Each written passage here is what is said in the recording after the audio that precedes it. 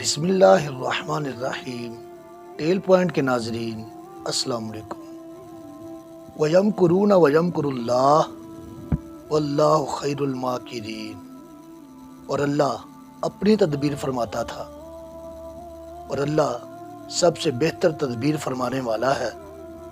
تاریخ میں بہت سی شخصیات ایسی ہیں جن کا عروج یا ارتقاء قتل کی سازش سے شروع ہوا۔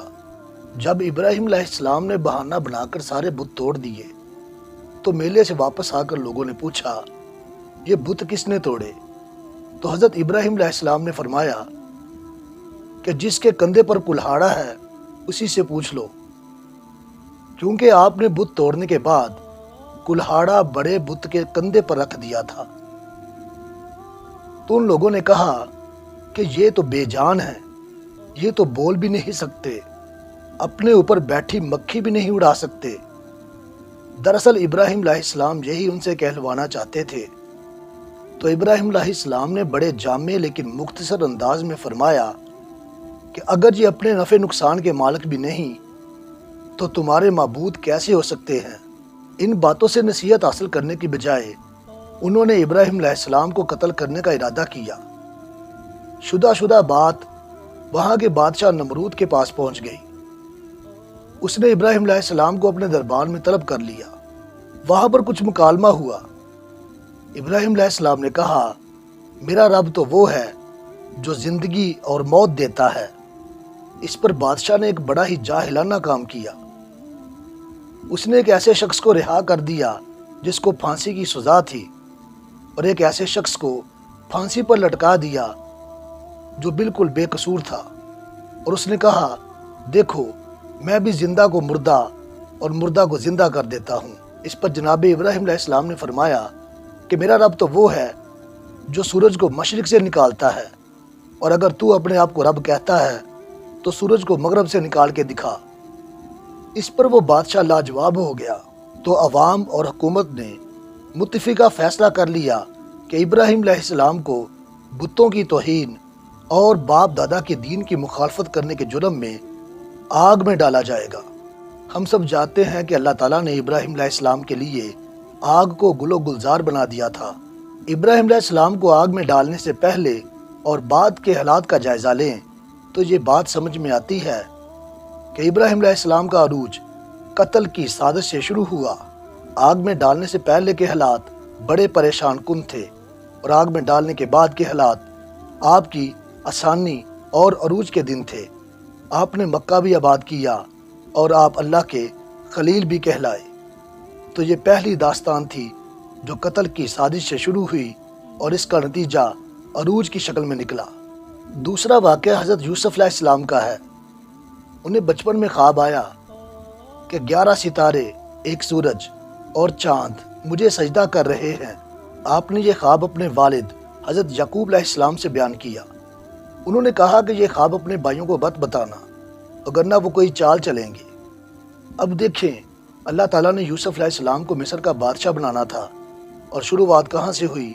قتل کی سازش سے۔ حضرت یوسف علیہ السلام کے بھائی آپ کو بہانے سے لے گئے اور جا کے کنویں میں پھینک دیا تاکہ یہ ختم ہو جائے۔ کنویں سے مصر کے بازار میں پہنچے اور وہاں سے پھر امیر مصر کے گھر۔ اس نے اپنے بچوں کی طرح پالا۔ اس طرح بچپن کی پہلی مصیبت نے کنعان جیسے بے آباد علاقے میں سے نکال کر مصر جیسے تہذیب یافتہ شہر میں پہنچا دیا۔ وہاں سے پھر ایک الزام کی وجہ سے جیل پہنچے اور وہاں سے بادشاہ مقرر ہو گئے۔ تو دیکھیں اس واقعے میں بھی قتل کی سازش سے شروع ہوئی داستان بالآخر بادشاہت پہ جا کر ختم ہوئی۔ تیسرا واقعہ موسیٰ علیہ السلام کا ہے۔ مذکور ہے کہ فرعون نے ایک خواب دیکھا کہ بیت المقدس سے ایک آگ نکلی جس نے پورے مصر کو اپنی لپیٹ میں لے لیا۔ اس نے تمام قبطیوں کو جلا ڈالا اور بنی اسرائیل کو چھوڑ دیا۔ جب فرعون نے اپنا یہ خواب نجومیوں سے بیان کیا تو انہوں نے کہا کہ بنی اسرائیل میں ایک بچہ پیدا ہوگا جو تمہاری سلطنت کو الٹ دے گا۔ فرعون نے حکم دیا کہ بنی اسرائیل میں پیدا ہونے والے ہر بچے کو مار دیا جائے، قتل کر دیا جائے۔ لاکھوں بچے قتل کر دیے گئے، لیکن موسیٰ علیہ السلام کی والدہ کے ذہن میں اللہ تعالیٰ نے یہ بات ڈال دی کہ بچے کو صندوق میں بند کر کے دریائے نیل میں بہا دے۔ صندوق بہتا ہوا شاہی محل کے کنارے جا لگا۔ وہاں سے موسیٰ علیہ السلام فرعون کے محل میں پہنچے۔ فرعون نے ان کو بھی قتل کرنا چاہا، لیکن فرعون کی بیوی نے کہا کہ اس کو ہم اپنا بیٹا بنا لیتے ہیں۔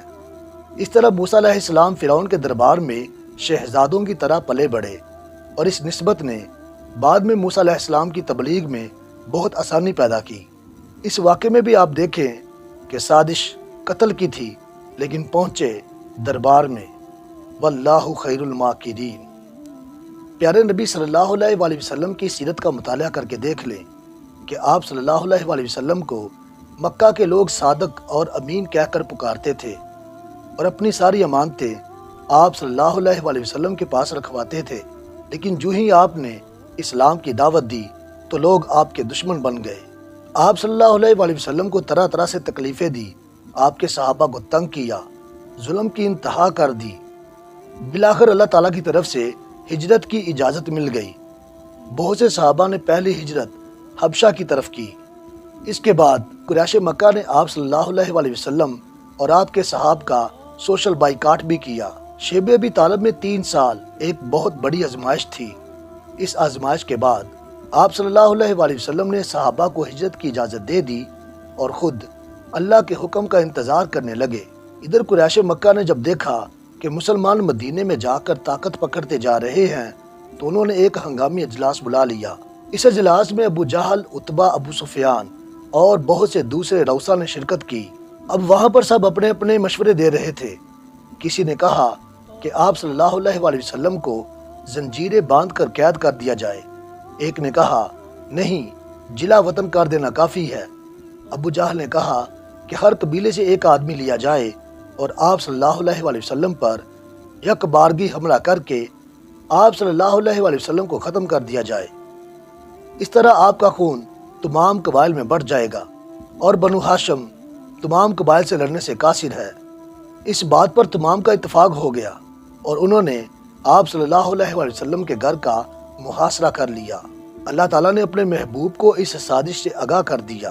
وَإِذْ يَمْكُرُ بِكَ الَّذِينَ كَفَرُوا لِيُثْبِتُوكَ أَوْ يَقْتُلُوكَ أَوْ يُخْرِجُوكَ وَيَمْكُرُونَ وَيَمْكُرُ اللَّهُ وَاللَّهُ خَيْرُ الْمَاكِرِينَ۔ اور اے محبوب یاد کرو جب کافر آپ کو قید کرنے، جلا وطن کرنے یا قتل کرنے کی تدبیر کر رہے تھے۔ وہ اپنی تدبیر کر رہے تھے اور اللہ اپنی تدبیر کر رہا تھا، اور اللہ کی تدبیر سب سے بہترین ہوا کرتی ہے۔ آپ صلی اللہ علیہ وآلہ وسلم کو چونکہ اللہ نے وحی کے ذریعے بتا دیا تھا کہ کافر کیا چال چل رہے ہیں، آپ صلی اللہ علیہ وآلہ وسلم نے حضرت علی کو حکم دیا کہ آج کی رات آپ میرے بستر پر سو جائیں اور صبح مکے والوں کی امانتیں لوٹا کر مدینہ چلے آنا۔ ادھر مدینہ والے جو کہ پہلے ہی جان چکے تھے کہ نبی آخر الزمان صلی اللہ علیہ وآلہ وسلم نے یہاں مدینے آنا ہے، تو لوگ چھتوں پر چڑھ گئے، گلیوں اور چوراہوں میں کھڑے ہو گئے اور مرحبا مرحبا کے نعرے لگانے لگے۔ قبیلہ بنو نجار کی لڑکیوں نے تو آپ صلی اللہ علیہ وآلہ وسلم کی آمد پر وہ مشہور نعت بھی پڑھی، طلع البدر علینا من ثنیات الوداع وجب الشکر علینا ما دعا للہ دا۔ اب آپ صلی اللہ علیہ وآلہ وسلم کی مدینہ تشریف آوری کے بعد کے اور پہلے کے حالات کا جائزہ لیں کہ آپ کی زندگی مکہ میں کتنی مشکل اور مدینہ میں کتنی آسان ہو چکی تھی۔